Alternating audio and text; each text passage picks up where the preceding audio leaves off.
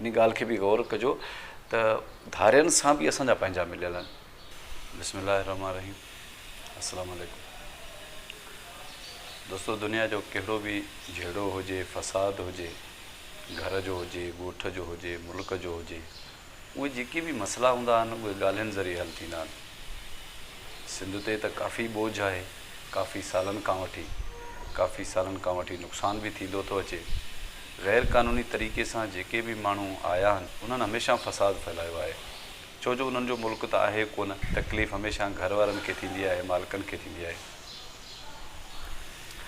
अफ़गाननि जे लाइ Pakistan supreme court बि हुकुमनामो जारी कयो आहे।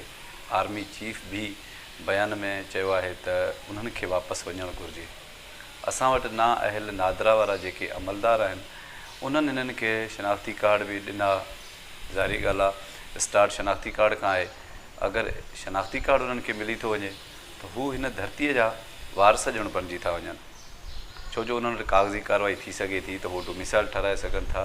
पंहिंजे ताक़त जे बलबूते ते, पैसनि जे ज़ोर ते उहे हिते वञी नौकरियूं वठी सघनि था, प्रॉपर्टी ख़रीद करे सघनि था।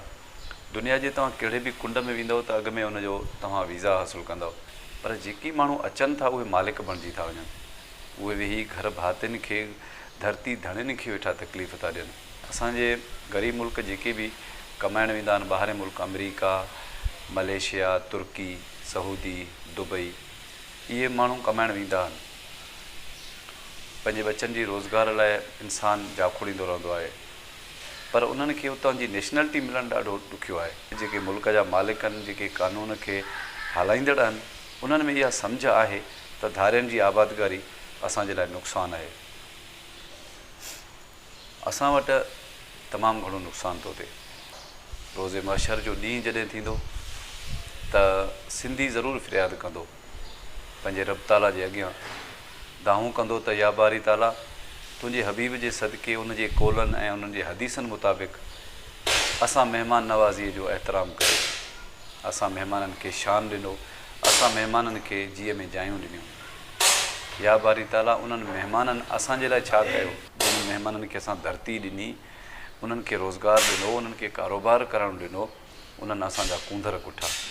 उहे ज़रूरु पंहिंजे रब वटि फ़रियादी थींदा ऐं वॾियूं दाहूं बि कंदा त कई सालनि खां वठी इहे कूंदर पिया कुसजनि था। दोस्तो, इन सभिनी मसइलनि जो हल जेको आहे त सभ खां पहिरियां त धारियनि जी नेकाली। अगरि कानून चाहे त यकीन कयो त 2 महीना 3 महीना बि वॾा आहिनि। ऐं अहिड़े तरीक़े सां मां वरी बि सभिनी दोस्तनि खे अपील कंदुमि त जहिड़े तरीक़े सां हिकिड़ा हमला था थियनि, झेड़ा था थियनि, फ़साद थो थिए, इन फ़साद में असांजो ई नुक़सानु आहे, छो जो हीअ धरती असांजी आहे, हीअ मुल्क असांजो आहे। धारियनि खे त को अहसासु कोन थींदो। ज़ाहिरी ॻाल्हि आहे, असांजे माण्हुनि जो नुक़सानु थींदो, असांजे शहरनि जो नुक़सानु थींदो। ऐं ॿी ॻाल्हि इहा आहे त असांजा सिंधी बि हर शहर में आहिनि। तव्हां ॿुधो त बलोचिस्तान में कुझु बलोचनि खे उन्हनि मारे विधो सिंधी करे। हाणे उहे सिंधी या बलोच केर बि हुजे, असांजे मुल्की जेके पठान आहिनि त उन्हनि जो नुक़सानु बि थिए थो। अफ़गाननि जे करे असांजे मुल्क जे पठान जो बि नुक़सानु थो थिए। वॾे में वॾो जेको नुक़सानु आहे उहो असांजे मुल्क में फ़साद थो फैलिजे।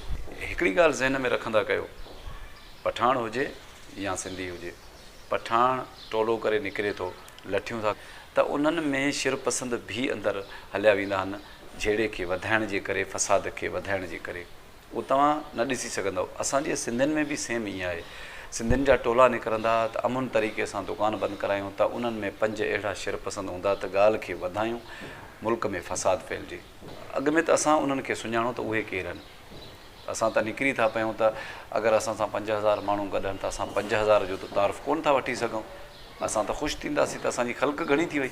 जेके रश जे अंदरि जेके मुफ़ाद परस्त आहिनि, जेके असांजे कुल्हे ते मुफ़ाद हासिलु करे ॿियनि जो नुक़सानु कंदा, ऐं उनजो मुंहुं तव्हांखे ॾियणो पवंदो। अगरि हीअ धरती अफ़गाननि खे बचनि जी रोज़ी ॾेई सघे थी त कानूनी तरीक़े सां अचनि, वीज़ा ते अचनि, हितां कमाए वञनि ऐं टाइम सां पोइ उहे हलिया वञनि।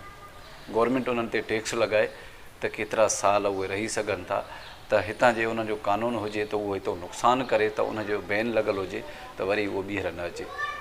रोज़गार जे कानूनी मुताबिक़ ॿियनि मुल्कनि में वञी सघनि था, उहे रोज़गार करे सघनि था।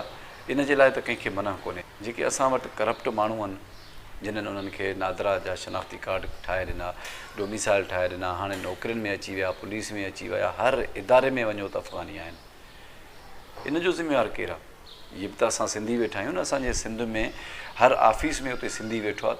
इन ॻाल्हि खे बि गौर कजो त धारियनि सां बि असांजा पंहिंजा मिलियल आहिनि। असांखे जेको वॾो नुक़सानु था ॾियनि उहे असांखे पंहिंजा था ॾियनि। मुंहिंजो पैगाम शेयर ज़रूरु कजो। मां वरी ॿीहर तव्हांखे अपील कंदुसि त बराए महिरबानी अमुन सां रहो, फ़साद न फैलायो।